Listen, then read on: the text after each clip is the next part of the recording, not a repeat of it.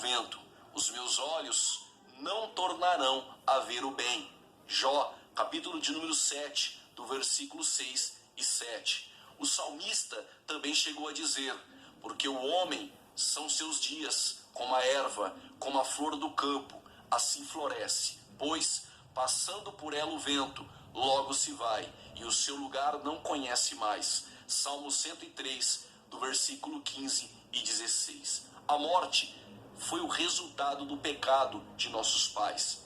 Paulo, quando escreve aos Romanos, no capítulo 5, versículo de número 12, ele diz: portanto, como por um homem entrou o pecado no mundo, e pelo pecado a morte, assim também a morte passou a todos os homens, por isso que todos pecaram. Nas Escrituras encontramos 3 tipos de morte.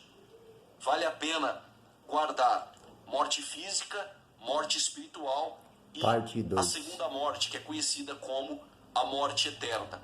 A morte física e a morte espiritual, estas duas primeiras, são consequências diretas do pecado de Adão, pois todos pecaram. Só que essa última, que é o dano da segunda morte, ou a morte eterna, ela já passa a ser uma opção, pois Deus providenciou um meio pela qual o homem pudesse passar da morte para a vida, como está escrito: na verdade vos digo, que quem ouve a minha palavra e crê naquele que me enviou, tem a vida eterna, e não entrará em condenação, mas passou da morte para a vida. Isso está inserido em João, capítulo de número 5, versículo de número 24.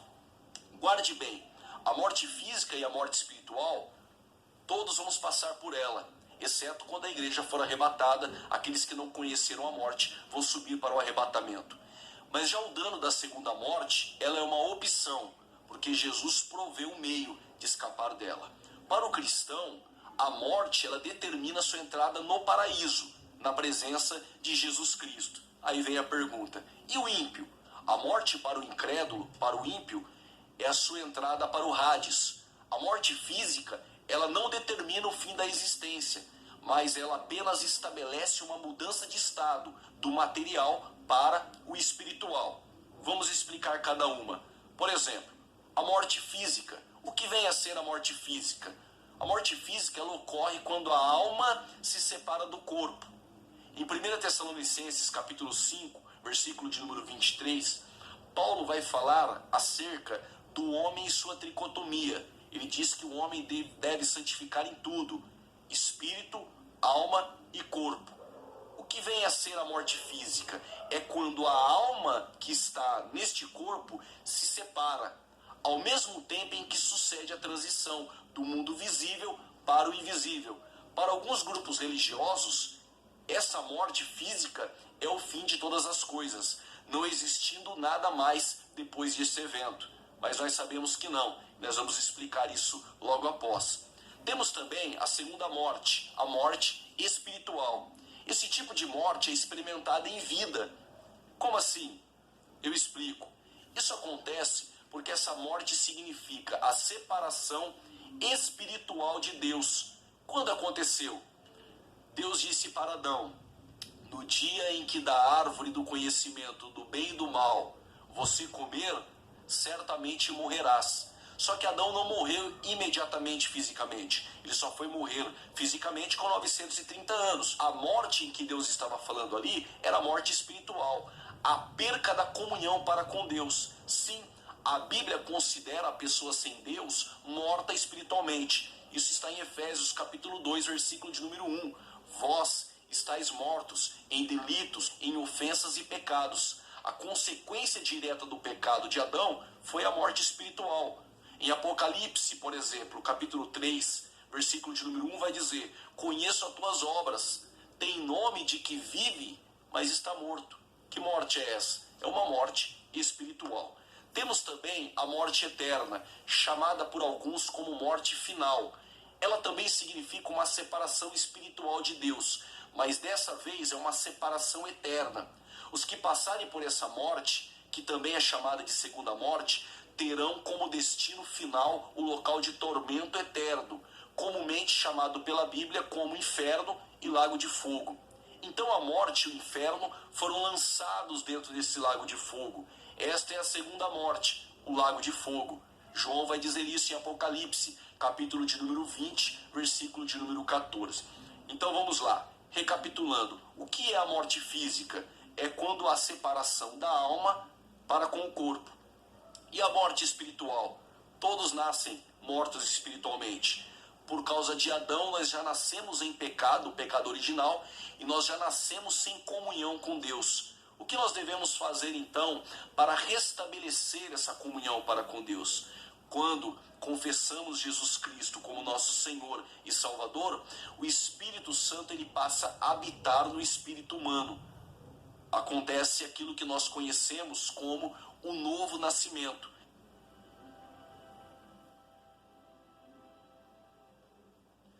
Vamos falar acerca do estado intermediário. O que vem a ser o estado intermediário? É o período que transcorre entre a morte e a ressurreição. Mas para falar acerca do estado intermediário, nós precisamos conhecer 4 palavrinhas que são essenciais. São elas: Sheol, Hades, Guiena e Tártaro. A palavra Sheol, ela está no Antigo Testamento, que foi escrito em hebraico. Já a palavra Hades, Guiena e Tártaro aparecem no Novo Testamento. Essa palavra Sheol, que está em Salmos 16, versículo de número 10, ela ocorre 65 vezes no período veterotestamentário. O salmista diz assim: pois não deixarás a minha alma no inferno, nem permitirás que o teu santo veja a corrupção. Aonde aparece aí inferno, no período veterotestamentário dos Salmos, é Sheol. Só que este mesmo versículo aparece em Atos dos Apóstolos, capítulo 2, versículo de número 27. Pois não deixarás a minha alma no inferno. Só que na nossa tradução, João Ferreira de Almeida, ele usa inferno. Só que no grego é Hades, que nada tem a ver com inferno. Nem permitirás que o teu santo veja a corrupção. Em Salmos 16, versículo de número 10, este mesmo versículo ele é usado em Atos dos Apóstolos 2:27. Só que os adventistas do sétimo dia, os kardecistas e também os testemunhas de Jeová, eles usam a palavra Sheol dizendo que a mesma significa sepultura. Nada tem a ver Sheol com sepultura.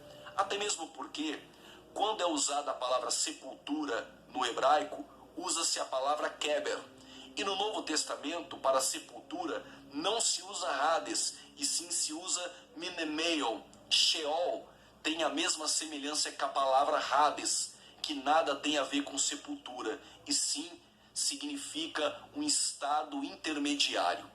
A palavra Hades, ela aparece no Novo Testamento por 10 vezes, enquanto a palavra Sheol aparece no período veterotestamentário por 65 vezes. Tanto a palavra Sheol quanto o Hades nada tem a ver com sepultura. A outra palavrinha conhecida que nós precisamos conhecer é Guiena. Essa palavra aparece em Marcos, capítulo de número 9. Diz assim: e se o teu olho te escandalizar, lança-o fora. Melhor para ti entrares no reino de Deus com um só olho, do que, tendo 2 olhos, seres lançado no lago de fogo, no fogo do inferno. Essa palavra inferno que aparece em Marcos, capítulo de número 9, versículo de número 47, é Guiena. E o que vem a ser a palavra Guiena? Guiena não significa inferno, Guiena significa lago de fogo. A outra palavrinha que aparece é Tártaro. Ela aparece uma única vez, enquanto a palavra Guiena ocorre 12 vezes no Novo Testamento. O que vem a ser a palavra Tártaro? Vamos ver o texto? Se encontra em 2 Pedro capítulo 2, versículo de número 4. Porque se Deus não perdoou os anjos que pecaram, mas havendo-os lançado, na nossa tradução, erroneamente aparece inferno, aí é Tártaro, os entregou às cadeias da escuridão, ficando reservados para o juízo. E o que vem a ser a palavra Tártaro? Significa no dicionário Strong, dicionário grego, como um lugar de abismo. O Tártaro é um lugar de abismo. Vamos recapitular. Sheol nada a ver tem com sepultura. tem a mesma semelhança com a palavra Hades no Novo Testamento, e Hades significa um lugar, um estado intermediário. A palavra Guiena significa lago de fogo, e a palavra Tártaro significa abismo. Vamos explicar uma coisa. A pergunta que sempre é feita em seminários escatológicos: para onde vão as almas dos justos e dos ímpios? Nós temos um texto para explicar isso, mas vamos por parte. Para onde vão as almas dos ímpios e dos justos? Vamos começar pelos justos. A alma dos justos após a morte, quando há separação da alma para com o corpo, essa alma em consciência, ela vai ou iria até a cruz de Cristo, de Adão até a cruz, para um lugar chamado seio de Abraão. Todas as almas dos justos, de Adão até a cruz do Calvário, iriam para um lugar chamado seio de Abraão, um lugar de regozijo, um lugar aonde eles estavam todos em segurança. Existia um outro lugar, que é para onde vão as almas dos ímpios. Este lugar se chama lugar de tormento, o Hades. O que separa o seio de Abraão do Hades? O abismo, chamado de Tártaro. Geograficamente, como que é esse lugar? No seio de Abraão, as almas dos justos iriam para lá, aqueles que aguardavam a expectativa pela fé da vinda do Messias. Já os ímpios, eles vão para o lugar de tormento, onde são atormentados. E o que divide esses dois lugares é um grande abismo, que nós já conhecemos, esse lugar no grego que se chama Tártaro. Quando na cruz do Calvário, Jesus Cristo disse para aquele malfeitor: na verdade, eu te digo que hoje mesmo estará comigo no paraíso. Isso significa que quando aquele malfeitor morre na cruz, o corpo dele fica na cruz. A alma dele sairia dali. Se ele não se arrepende, dizendo: lembra-te de mim, no original, quando vieres do teu reino, a alma dele iria diretamente para um lugar de tormento, ser atormentada. Só que naquele momento a morte vem fazer a autópsia da alma. E quando Paulo estava em Roma, ele percebeu que se existia uma cadeira ou uma mesa em Roma e tivesse um selo sobre aquele móvel, aquele selo simbolizava: este patrimônio pertence a Roma, não toque. Paulo teve uma revelação do Espírito Santo e escreveu aos Coríntios e também aos Efésios: o selo do Espírito Santo é a garantia e a certeza que nós somos propriedades exclusivas de Jesus Cristo. Quando a morte foi tocar na alma do malfeitor e levar para o lugar de tormento, havia um selo ali do Espírito. E esse selo mandava uma mensagem: propriedade exclusiva de Jesus Cristo, não toque. A alma daquele malfeitor arrependido foi direto para o seio de Abraão. Jesus Cristo, quando está na cruz, e das 7 palavras que ele disse na cruz, quando ele entrega o Pai, o Espírito, que é a última palavra que ele diz, o corpo de Jesus está na cruz. A sua alma desce às partes baixas da terra. Pedro vai dizer que ele pregou aos espíritos em prisão. A palavra pregou tem trazido muita confusão em nossos dias. Ele não pregou de caráter evangelístico. A palavra pregou no grego significa querisso. Qual é o sentido dessa palavra? Anunciou. Jesus Cristo desce às partes baixas da terra e anunciou aos espíritos em prisão a sua vitória. Quem estava no abismo, no Tártaro? Os espíritos, demônios, anjos caídos que não guardaram seu principado. Então vem uma pergunta: todos estão presos? Não, somente uma parte deles estão presa. A outra parte está solta também com Satanás. Neste momento, Jesus Cristo anuncia a vitória. Ele vai até o seio de Abraão, pega cativo o cativeiro do seio de Abraão e ele leva diretamente ao terceiro céu. Este mesmo terceiro céu foi aonde o apóstolo Paulo diz ter ido, quando ele escreve a segunda epístola aos Coríntios, no capítulo de número 12. Vem uma pergunta, professor: quem morre neste momento em Cristo Jesus, para onde a alma dele vai? Vai para o lugar de tormento, para o seio de Abraão, ou vai para o paraíso? De Adão até a cruz do Calvário, todos os justos que morriam ficavam no seio de Abraão.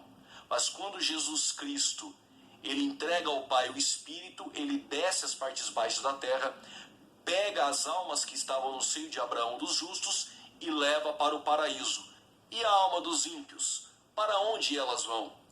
De Adão até os dias de hoje e até o final do milênio da batalha de Gog e Magog, todas as almas daqueles que partiram ou que partem sem Jesus Cristo vão direto para o lugar de tormento, aonde elas ficam sendo atormentadas. Nós temos um texto que explica bem isso, o estado intermediário. Muitos vão chamar este texto de parábola. Até entendo, porque em Lucas 16, do versículo 20 em diante, na epígrafe ou no prólogo de nossas Bíblias está escrito a parábola do rico e do Lázaro. Nós temos 3 argumentos para defender que isto não é uma parábola. Primeiro, a Bíblia só foi dividida em capítulos, porque no original, nos autógrafos, ela não era dividida em capítulos. Essa divisão ocorreu no ano de 1245 por um cardeal chamado Hugo Sancher. Primeiro ponto, foi o homem que colocou lá em cima parábola. Segundo, em nenhuma outra parábola que Jesus conta, ele fala acerca de nomes próprios, como nesta, ele fala acerca do Lázaro e também de Abraão.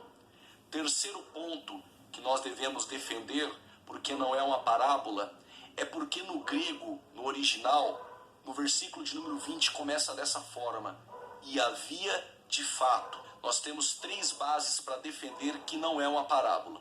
Mas se você queira acreditar que sim, não tem problema. Aliás, a parábola é uma verdade que Jesus conta contextualizando com alguma figura ou algum conto. Vamos lá. Versículo de número 20 do capítulo de número 16.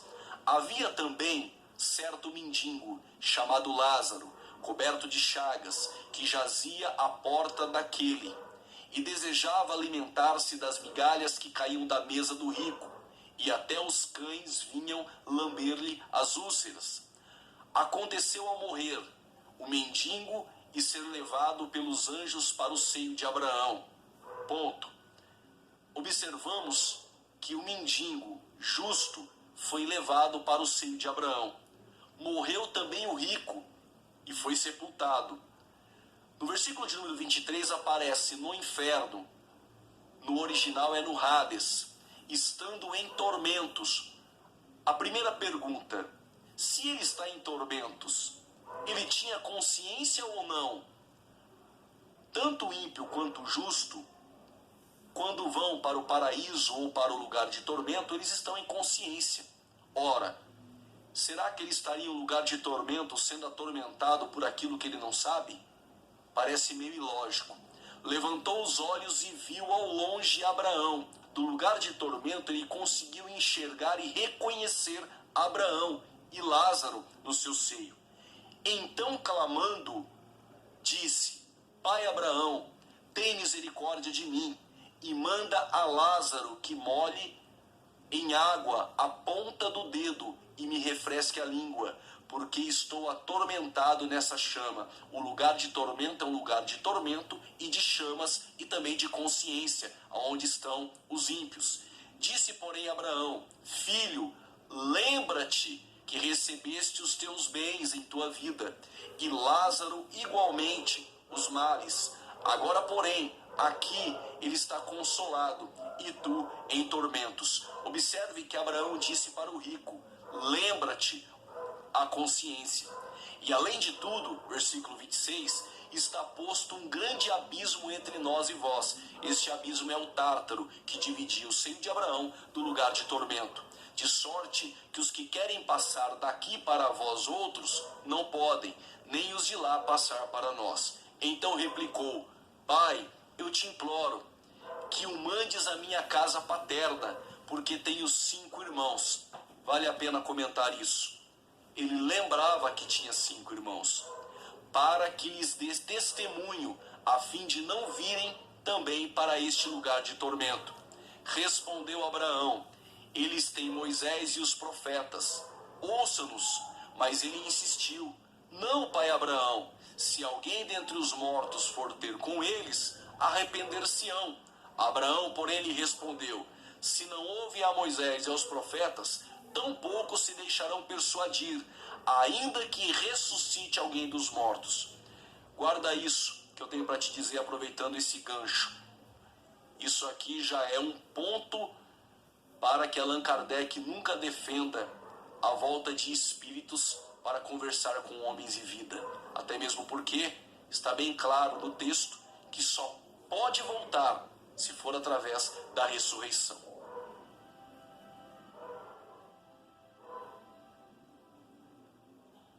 Surge uma outra pergunta agora. Existe consciência após a morte? Este texto ficou bem claro que existe consciência após a morte, que os ímpios estão em um lugar de tormento e que os justos estão em regozijo no seio de Abraão, isso de Adão até a cruz. Já sabemos que quando Jesus Cristo ele desce às partes baixas da terra, ele pega o seio de Abraão e leva ao paraíso, que é o terceiro céu, aonde ele prometeu isso para o malfeitor que estava na cruz. Vamos responder essa pergunta. Existe consciência após a morte? Vamos responder essa pergunta com alguns versículos bíblicos. O primeiro deles é: e havendo aberto o quinto selo, vi debaixo do altar as almas dos que foram mortos por amor da palavra de Deus e por amor do testemunho que deram, e clamavam com grande voz, dizendo: até quando, ó verdadeiro e santo dominador, não julgas e vingas o nosso sangue dos que habitam sobre a terra? Está em Apocalipse capítulo 6, versículo 9 e 10. Este é um período tribulacional dentro da escatologia. Só que nós observamos que são as almas que estão debaixo do altar, clamando por justiça, porque foram injustiçados na terra. Existe consciência após a morte. As almas que estão tanto no lugar de tormento ou debaixo do altar, no paraíso, essas almas têm consciência do que ocorrera e de onde estão. Outro versículo que nós temos é o versículo de número 8 de 2 Coríntios, no capítulo de número 5. Mas temos confiança e desejamos antes deixar este corpo para habitar com o Senhor.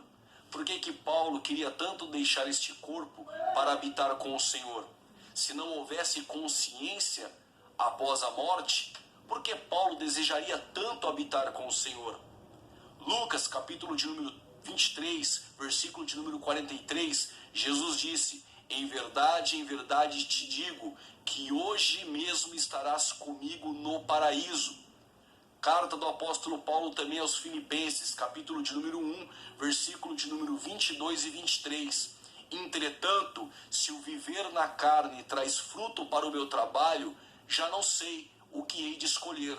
Ora, de um lado estou constrangido, tendo o desejo de partir e estar com Cristo, o que é incomparavelmente melhor. Para Paulo, ele tinha o desejo de partir e estar com Cristo, porque era melhor, claro, em consciência.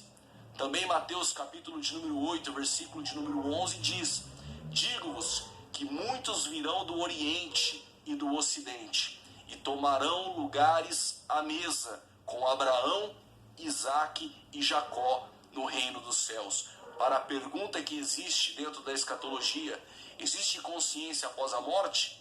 Ficou bem claro que existe. E nós bem sabemos agora para onde vão as almas dos justos e dos ímpios. Recapitulando, os justos, quando morrem em Cristo Jesus, vão diretamente para o terceiro céu, para o paraíso. E os ímpios para um lugar de tormento em chamas, sendo atormentado para todo sempre.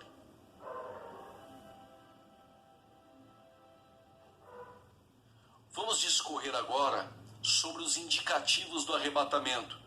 Indicativos que Jesus deixou de alerta que ocorreriam antes do arrebatamento da igreja. Um deles está em Mateus capítulo de número 24, versículo de número 24. Porque surgirão falsos cristos e falsos profetas, e farão tão grandes sinais e prodígios, que se possível fora, enganariam até os escolhidos. No período interbíblico, levantou mais ou menos 1050 falsos cristos. Este período é aquele que nós conhecemos como 400 anos de silêncio, que vai de Malaquias até Mateus. Só na região de Nazaré apareceram mais ou menos 72 falsos cristos. Quando Jesus apareceu, alguns pensaram que fosse o de número 73. Todos que vieram antes de mim, disse Jesus, foram ladrões e salteadores. Por isso que Jesus disse isso em João capítulo de número 10, versículo de número 8. Apareceram alguns falsos cristos durante a história, mas vamos falar acerca de alguns. Um deles foi José Luiz de Jesus Miranda, do ano de 1946 ao ano de 2013, um porto-riquenho, fundador e líder da igreja Crescendo em Graça. Ele afirmava que era o Cristo ressuscitado e que Cristo se apossou do seu corpo no ano de 1973, quando dois espíritos lhe avisaram disso. Ele anunciou que passaria uma grande transformação no ano de 2012. Ele disse aos discípulos dessa seita: eu vou sair de cena e quando eu vou voltar glorificado. Claro, quando voltou, não estava com o corpo glorificado. Perguntaram: o que aconteceu? Ele disse: estava só testando a fé de vocês. Ele diria que se tornaria imortal. Claro que isso não ocorreu. Sua morte em decorrência de um câncer não foi confirmada pela igreja, que conta com 710 centros de culto em 25 países. Um outro falso Cristo que aparece na história é David Koresh. Ele aparece no ano de 1959 e vai até 1993. Foi líder da seita davidiana, com sede no Texas. Em 1983, começou a dizer que ele era o último profeta e o Filho de Deus, o Cordeiro. A história diz que ele reuniu seus seguidores em um grande arsenal, em uma fazenda, no ano de 1993. E ele chegou a incendiar 54 adultos e 21 crianças, quando o FBI invadiu. Há quem diga que o mesmo disse que todos iriam morrer no fogo e ressuscitariam como a fênix. Outro indicativo do arrebatamento que Jesus alertou é acerca das guerras. Nosso século foi marcado por 2 guerras mundiais, que deixaram um total de 70 milhões de mortos. Fomes e terremotos foi outro indicativo que Jesus deixou como alerta. Cerca de 815 milhões de pessoas passam fome no mundo. Deste total, 127 milhões são crianças. No século XX, até o ano de 1997, já haviam ocorrido 41 grandes terremotos, provocando a morte de 2 milhões e 150 mil pessoas. Outro indicativo do arrebatamento é a história extraordinária de Israel. Jesus, porém, lhe disse: não vedes tudo isso? Em verdade vos digo que não ficará aqui pedra sobre pedra que não seja derrubada. Quando Jesus disse isso, foi o tempo em que a primeira geração apostólica, os discípulos, estavam maravilhados com o mármore branco que Herodes havia ampliado do templo de Zorobabel. E Jesus disse: não ficará pedra sobre pedra. Isso ocorreu no ano 70 depois de Cristo. Neste ano, Tito Vespasiano invadiu Jerusalém e destruiu o povo judeu. Flávio Joséfo, Tácito, historiadores daquele tempo, chegaram a dizer que 500 cruzes eram fabricadas por dia com madeiras vindas da Fenícia. Essas madeiras eram feitas cruzes e não havia mais lugar e nem madeira para crucificar tanto os judeus quanto cristãos. Flávio Joséfo chegou a dizer que 1.100.000 judeus vieram a morrer. E aí houve aquilo que nós conhecemos como a diáspora. Jerusalém, no ano 70 depois de Cristo, deixa de existir. Somente ficou lá um pedaço do Muro das Lamentações. Toda Jerusalém, todo o povo judeu foram espalhados pela face da terra. Essa dominação externa ocorrera com Roma, do ano 70 depois de Cristo até o ano 313. Depois houve um domínio bizantino, que perdurou até o ano de 636 d.C. Depois dos bizantinos, houve um domínio árabe, que foi do ano 636 ao ano de 1099. Depois dos árabes, também houve um domínio externo pelos cruzados. Depois dos cruzados, os mamelucos, depois os otomanos. O domínio britânico foi o último, que perdurou do ano de 1918 até o ano de 1948. Surge então um homem, durante a história, um judeu que estava na Áustria, jornalista,